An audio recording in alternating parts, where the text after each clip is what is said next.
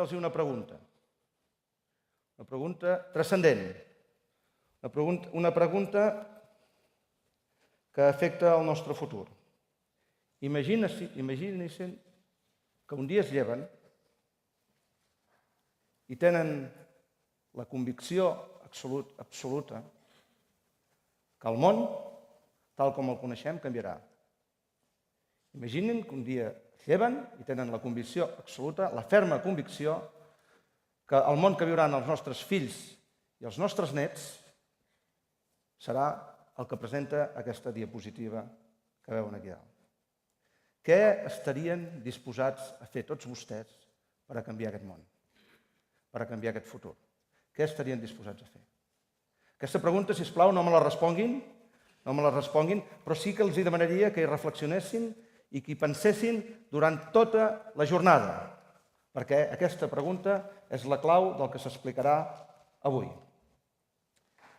Mentre hi van reflexionant, m'agradaria compartir amb tots vostès una vivència personal, molt profunda, que vaig viure fa uns 3 anys. Saben el que és una LFE? Algú sap? No? Una LFE són les sigles angleses d'un Life Changing Event, un esdeveniment que et pot canviar la vida. I això és el que va passar amb un servidor fa aproximadament just 3 anys, el dissabte 3 d'agost de l'any 2013, a l'aeròdrom d'Empúria Brava. Havia quedat per anar a volar amb avioneta amb el meu amic Ralf i, per lo que sigui, aquell dia em vaig llevar ben d'hora. I vaig arribar molt d'hora a Empúria Brava. Estava sol, vaig decidir obrir l'hangar de l'avió i començar a preparar l'avió per anar a fer el vol que el volíem fer cap als Pirineus. Vaig fer la inspecció prevol i just feta la inspecció prevol vaig dir, home, saps què farem? Abans no arribi en Ralf i posarem gasolina a l'avió. Es poden imaginar el moment, no? Era l'agost, l'estiu, un ambient tancat, l'hangar d'Empúria Brava, sense ventilació, i jo, valent, anem a posar gasolina a l'avió. Em vaig enfilar dalt l'avió, vaig dir, escolta, normalment com es posa combustible a un avió, s'ha d'enxufar una xip, un connector, per descarregar l'electricitat estàtica de l'avió. Jo aquell dia tenia pressa i, escolta, no cal, no posem, no ho connectem. M'enfilo a l'avió i al cap de pocs segons de començar a posar gasolina va passar lo inevitable. Va saltar una xispa d'electricitat estàtica i l'avió va començar a cremar. Les ales començaven a cremar, tot el terra al voltant meu estava envoltat de foc, els avions dels meus companys començaven a prendre i en aquell moment vaig tenir la sensació que se'm parava el món. Com si alguna cosa màgic passés aquell moment, com si una mà invisible entregués del mig del foc, vaig ser capaç de baixar molt a poc, amb una garrafa de combustible de 30 litres a les mans, deixar aquesta garrafa a terra, travessar les flames, trobar un extintor que no sabia on era i apagar el foc. Vaig estar, això va passar tot molt de pressa, però a mi em va donar la sensació que havia passat una eternitat. Vaig estar en estat de xoc, vaig asseure'm a terra i només hi havia una pregunta que em tronava aquí al cap. Per què estàs viu? Per què estàs viu? Què ha passat perquè estiguis viu?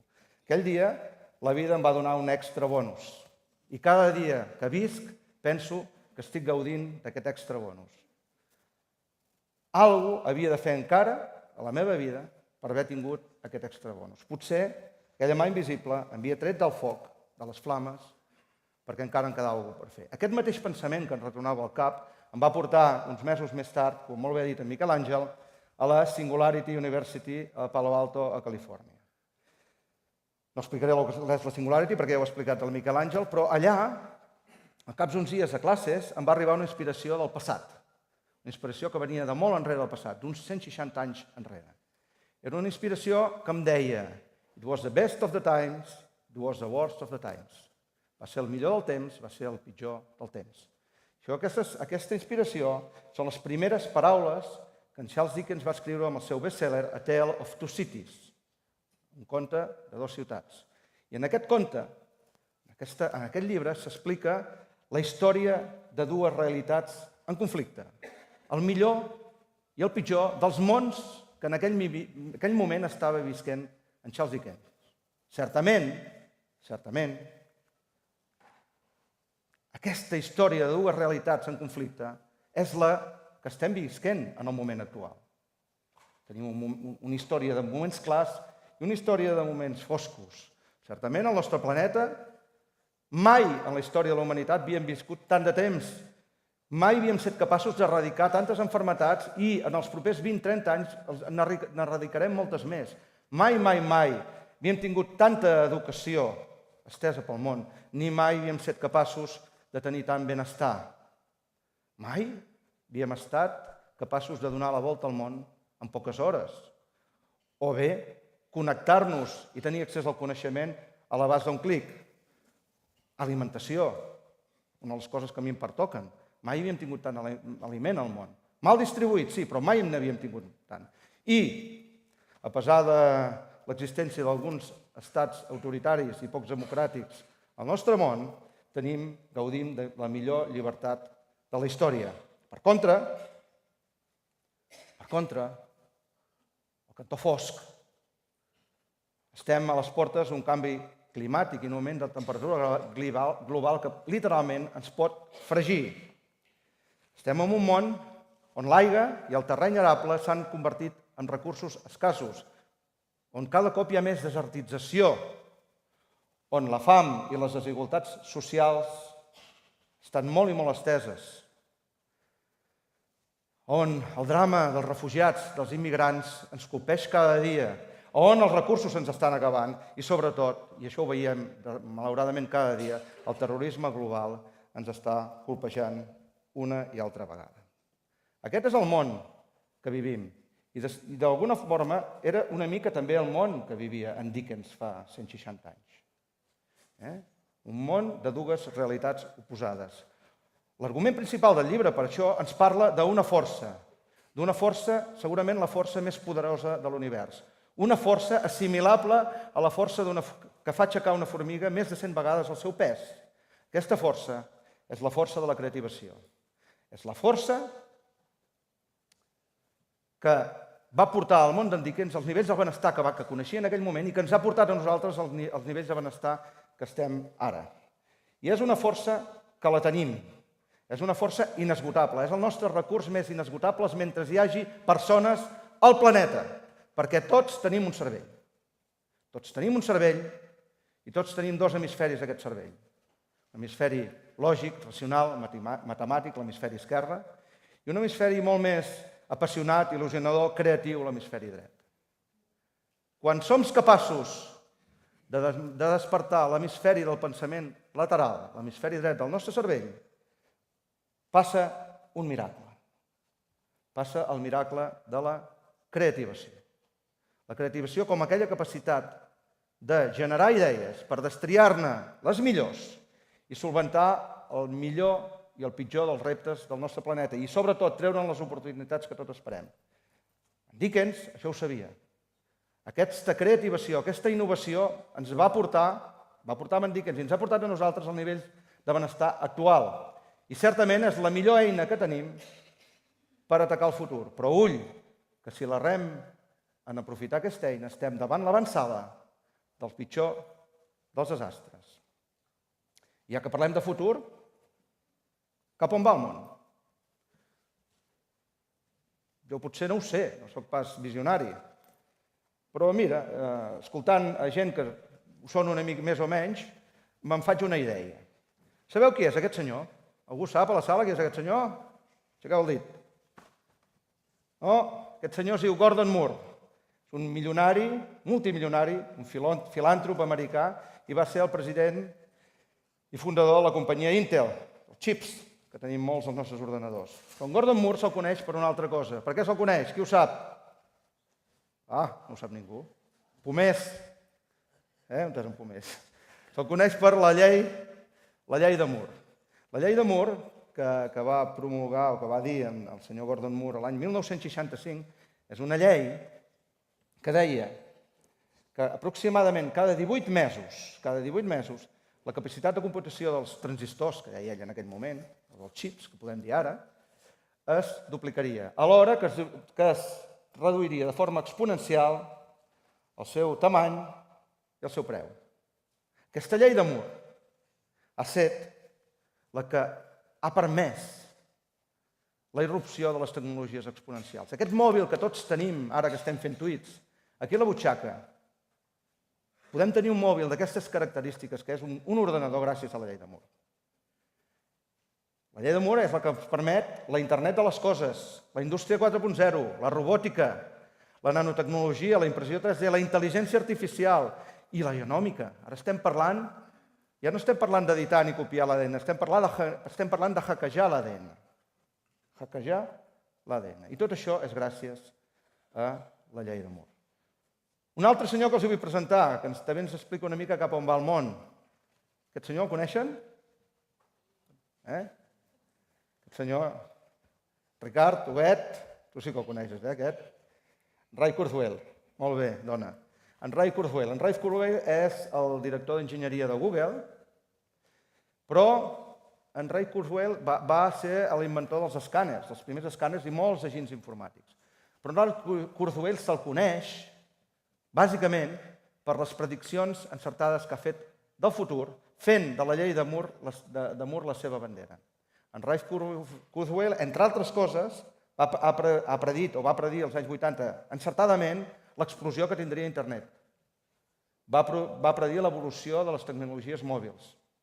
Però sobretot, la seva predicció més transcendent i que a nosaltres ens afecta de ple, i als nostres fills els afecta de ple, és la predicció de la singularitat.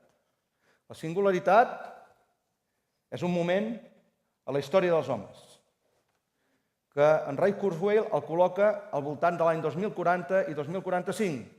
Els nostres fills seran adults, alguns ja seran pares, potser alguns seran avis. Però en tot cas, aquest moment serà clau. Aquest és el moment on totes les intel·ligències humanes que hi hagi en aquell moment al planeta seran superades per la intel·ligència artificial. I aquest és un moment clau, perquè, com molt bé ha dit en Miquel Àngel, només amb aquest ritme exponencial, amb aquest ritme de canvi liderat per la llei de Moore, només les persones, les organitzacions de tot tipus, escoles també, i territoris que estiguin preparats per seguir aquest ritme exponencial, adaptar-se a aquest ritme de canvi exponencial, aprendre d'ell i, sobretot, innovar molt més ràpid, a un ritme molt més ràpid que l'esgotament dels recursos del planeta, només aquests individus, organitzacions, persones, seran els guanyadors. La resta estaran convidats al més absolut de tots els ostracismes. Certament, això va per aquí. Un món amb 10.000 milions de persones d'aquí 20-25 anys. Un món amb més de 4.000 milions hiperconnectades a la xarxa, amb accés a tota la informació, amb accés a totes les oportunitats. I, sobretot, aquest món és el que ens portarà els reptes que avui els hi plantejo aquí. Reptes en sanitat, tenim l'Anna Maiques, que ens en pot parlar molt bé, amb aigua, ja n'hem parlat, amb alimentació, amb medi ambient, canvi climàtic, amb educació, com hem d'educar els nostres fills, etc. Només per donar-los un exemple. Amb alimentació, els propers anys, creiem, els que ens dediquem a l'alimentació, que haurem de ser capaços de duplicar el rendiment alimentari del planeta per donar prou proteïna a totes les ànimes que viuran aquí. Això és molt gros, però ho hem de fer. Per tant, com ho combinem tot això? Tecnologies exponencials, canvis exponencials, grans reptes globals, amb 10.000 milions de persones, alimentar la gent, la sanitat global, però sobretot, grans oportunitats. Aquests reptes ens donen grans oportunitats. Si volem aprofitar aquests reptes per treure'n grans oportunitats per nosaltres, pel nostre país, pels nostres fills, pels nostres nets, només hi ha una eina capaç de fer-ho. Aquesta eina que ho lliga tot plegat és la creativació. Perquè la creativació és la mare de la disrupció. Només si som disruptius, si som capaços de treure idees que facin salts quàntics, podrem donar solució a aquests grans reptes globals. De fet, el bon amic Peter Diamandis, president de la Singularity University, sempre diu disrupt or you will be disrupted. Sigues disruptiu o t'extingiràs. Certament és una mica el que els vull intentar transmetre avui. Però què s'ha de fer per ser disruptiu? Mirin, moltes vegades, com hi ha periodistes que em pregunten al voltant de la creativitat i innovació, i em pregunten, escolta, al nostre país, com estem de creativitat i innovació? Jo, per explicar-los, els dibuixo aquesta escala. És una escala amb els graons, on podríem col·locar cada graó diferents actors amb creativitat i innovació de casa nostra. els que estan a sota de tota l'escala són els que ni s'han plantejat innovar, els que ho fan de forma ocasional o casual. Els que estan a dalt són l'excel·lència en la creativitat i la innovació. On creuen que estem nosaltres? On creieu que estem les nostres organitzacions? On creieu? Humilment, la meva opinió, però també contrastada amb molta gent, és que la gran majoria d'actors del nostre país estan a la part de baix. A la part de baix. Què hem de fer? Ensenyar-los el camí per arribar a la part de dalt. Ensenyar-los el camí per arribar a la part de dalt. Només així ens en podrem sortir. Com se fa per arribar a la clau de dalt? Doncs miri, jo avui vull compartir la meva experiència, l'experiència de molts anys de Metalquímia amb tots vostès. I nosaltres, per arribar a la part de dalt, els vull donar 7 claus. 7 claus que són aplicables a una empresa, però també són aplicables a una escola, a un ajuntament, a un bisbat, per tot arreu, inclús a una persona. Són aplicables per tot arreu, però són les claus que es porten al regne de la creativació. I totes aquestes 7 claus es fonamenten en les persones. En les persones. La primera clau, la de dalt de tot, ens parla de les persones, ens parla que hem d'inculcar un ADN, una cultura creativa a casa nostra. I sobretot, com? Amb un lideratge. Que les persones que liderin les organitzacions, les escoles, els bisbats, siguin líders creativadors. Però també que la nostra gent que tinguem a dins la preparem per a aquesta creativitat i la innovació. La segona clau, tan o més important, i que nosaltres a Metalquímia l'hem fet molt sovint, és educar la creativació i socialitzar-la, democratitzar-la arreu de l'organització. Això es pot fer amb eines. Ara es pot fer amb eines, amb xarxes socials aplicades a educar la creativitat i la innovació. La tercera és promoure la creativitat inconscient entre la nostra gent. La creativitat inconscient és aquella que tenim al dematí, quan ens n'hem anat a dormir amb un problema greu i al dematí trobem la solució a aquell problema, mentre ens dutxem o mentre anem a la feina. És el que jo en dic la creativitat de les 3 Bs, el bus, el bet i el bat. L'autobús, el llit i el bany, la dutxa. És aquell moment de lucidesa que tenim que ens dona les millors solucions. Aquesta creativitat està molt bé i s'ha de promoure, però no n'hi ha prou. També cal promoure la creativitat conscient, que ara en parlaré. Com se promou la creativitat inconscient? Doncs animant que els nostres fills, tota la gent de les nostres organitzacions, siguin polièdrics, cerquin en altres mons. I un altre, que avui ens en parlarà en Robot, en Ricard Huguet, animar la gent, sobretot les escoles. Jo encara no entenc, segurament que aquí hi ha molts instituts i escoles, que encara no feu robòtica educativa. Aquesta és una eina perfecta per promoure la col·laboració, el treball d'equip, però sobretot la creativitat entre les persones i les empreses. Estem fent un pla pilot amb en Ricard per fer equips de competicions de robòtica entre equips d'una mateixa empresa, per exemple. Això és la creativitat inconscient. Però la més important de totes és la creativitat conscient. La creativitat conscient és aquella creativitat enfocada a reptes. Tenim un repte creatiu i utilitzem metodologia per treure moltes i moltes i moltes idees al voltant d'aquell repte. Aquesta creativitat es pot fer jugant i aquestes idees es treuen en 2 hores. Qualsevol repte que ens proposem el podem solucionar amb aquests mètodes. Aquí veieu el joc de la creativació, a fora n'hi ha, no deixa de ser un taller de creativitat encobert, perquè hi podem jugar en família, en escola i en empresa. Posar un repte creatiu i solucionar-lo. Següent pas, la segona clau, és analitzar, valorar i prioritzar les millors idees generades en el procés creatiu, destriar-ne les millors, per llavors dissenyar-les i, sobretot, dissenyar un primer prototip, el que se'n diu un MVP, un Minimum Viable Product, un producte mínim viable per iterar-lo i assegurar que aquest producte tindrà èxit en el mercat o que donem solució a un gran repte. I al final de tot, hem de monitoritzar aquest procés, però sobretot, i torno a les persones, sobretot, hem d'informar, reconèixer i compartir, ser molt generosos amb les persones que porten les millors idees. Per tant, cultura, educació i democratització, fomentar la creativitat inconscient, enfocar la creativitat conscient, valorar les millors idees, desenvolupar-les, fer un MVP i, sobretot, premiar a les persones. Les persones són les claus de la creativació. Jo us dic que aquestes 7 idees, evidentment, es poden desenvolupar molt, cada una d'aquestes puntes, però són la clau de tenir una organització creadora. Només així, només tinguent una organització creativadora, serem capaços del que us deia abans, que els individus, les organitzacions i els territoris puguin pujar els seus actors socials a la part alta de l'escala, per donar solució als reptes que us he explicat abans i sobretot, per trobar-ne oportunitats. Nosaltres volem que les disrupcions dels futurs es facin a casa, que no els facin ni a Boston, Anna, ni a Boston, Massachusetts, ni a Palo Alto. Els volem fer aquí a casa. Els iPhones del futur els hem de fer aquí a casa. I només així els farem. Si no, estarem en el darrer dels llocs. Però per sobre de tot, per sobre d'aquestes 7 claus, i vostès, molts dels aquí en tenen molta responsabilitat, és educar la creativació amb els nostres més petits. Despertar-los el pensament lateral. Quan despertem el pensament lateral a un nano, ho té per tota la vida. I com aquest nano s'incorpori a la societat, ja sigui com a capellà, com a bisbe, com a alcaldessa, com a directiu o com a mecànic, tindrà aquesta llavor de la creativació a dins seu i serà capaç de canviar el món. Ja per acabar, queda poc, sembla que acabaré temps, darrer pensament, però no perquè sigui el darrer, no és el més important. L'evolució del progrés humà fins avui ha seguit una constant. El temps, d'alguna forma, ha estat el conductor de l'evolució. Quan hi ha hagut canvis, han estat canvis progressius, i el temps ens ha permès adaptar-nos a aquests canvis. Excepte quan hi ha hagut canvis molt sobtats.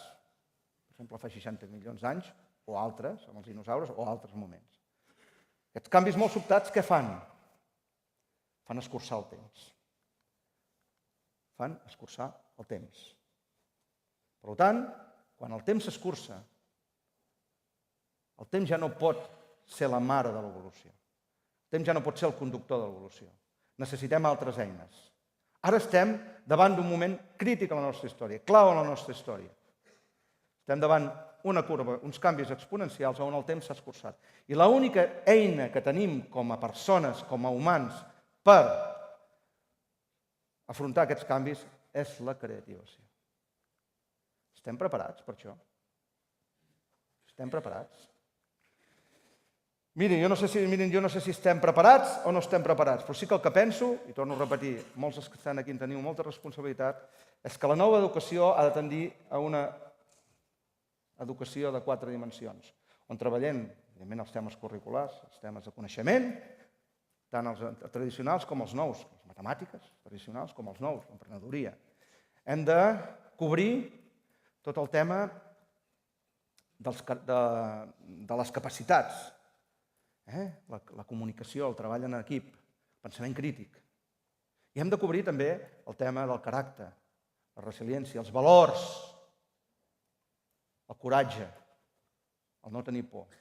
I tot això en un entorn metadimensional on el propi alumne reflexioni sobre la seva pròpia educació i s'hi adapti. I, evidentment, en aquest entorn de nova educació, la creativació hi té un pes clau per assegurar-nos el futur. Senyores, senyors, si no volem que la partida se'ns acabi ben aviat i volem que els nostres fills i els nostres nets puguin gaudir d'un món molt més solidari, molt més generós i, sobretot, un món abundant de progrés i prosperitat, creativació o extinció. Nosaltres, vostès, tots nosaltres triem. Moltes gràcies.